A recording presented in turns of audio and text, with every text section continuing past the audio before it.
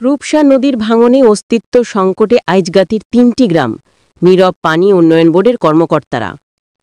বিস্তারিত জানাচ্ছেন আজিজুল ইসলাম। এখানে পরিস্থিতি দেখা যাচ্ছে যে এলাকার গ্রামের অনেক মানুষ, হাজার হাজার মানুষ বসবাস করে এখানে।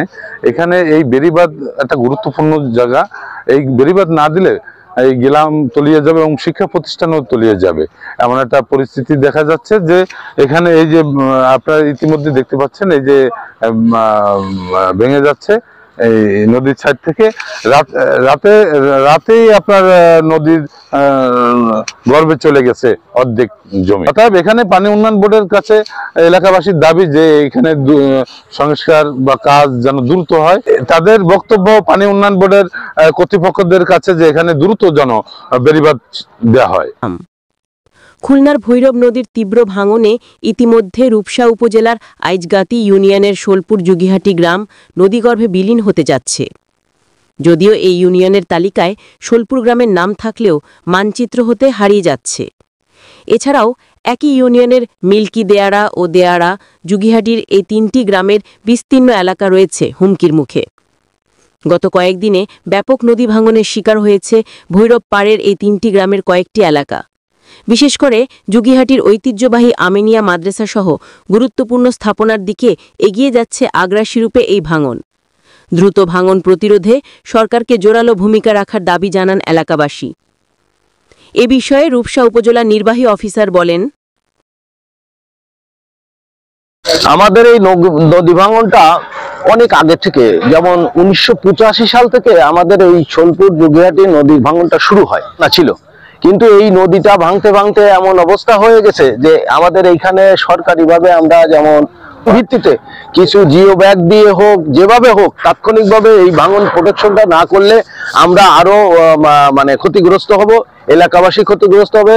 এই পানি উন্নয়ন কর্মকর্তার কাছে যে দ্রুতভাবে আমাদের এই ভাঙনটা জানি রোধ প্রতিরোধ করে, আমরা চাই যে খুব দ্রুতভাবে কাজটা শুরু করতে। আপনারা অবশ্যই জানেন যে এখন আমাদের জুগিহাটি গ্রাম প্রায় নদী ভাঙনের মধ্যে অলরেডি বিলীন হওয়া শুরু হচ্ছে। পাশের আমাদের এই শোলপুর গ্রাম প্রায় 90% গ্রাম নদীতে ভাঙে চলে গেছে।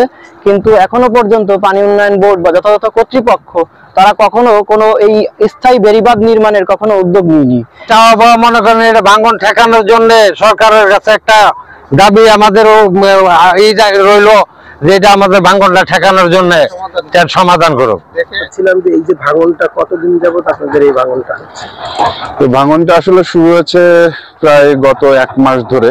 প্রথমে খুব অল্প অল্প ছিল, কিন্তু গতকালকে প্রায় একসঙ্গে 5-6 বিঘা একই সঙ্গে নদী গর্ভে বিলীন হয়েছে আর কি।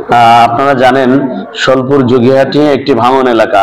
আমাদের শোলপুর গ্রামটি একেবারেই নদীর গর্ভে চলে গেছে, আবার নতুন করে এখন ভাঙন দেখা দিয়েছে। আমরা উপজেলা ইউনো স্যারকে জানিয়েছি, পানি উন্নয়ন বোর্ডকে জানিয়েছি, তারা তাৎক্ষণিক পদক্ষেপ নিবে আমাদেরকে আশ্বস্ত করেছে। আর আসলে কয়েকটা গ্রামের অধিবাসীগণ আছে এবং তারা এখানে উপস্থিত আছেন।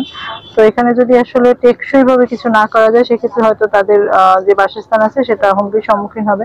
তো আমরা এটা জানার পরে অলরেডি আমরা ইতিমধ্যে কথা বলেছি পানি উন্নয়ন বোর্ডের সাথে, এবং তারা সেখানে ভিজিট করেছেন এবং আমাদের আশ্বাস দিয়েছেন যে তারা এখানে টেকসই ভাবে এই ভাঙন ঠেকানোর জন্য যে পদক্ষেপ নেওয়া প্রয়োজন তারা এটা দ্রুততম সময়ের মধ্যেই করবেন আশা রাখি।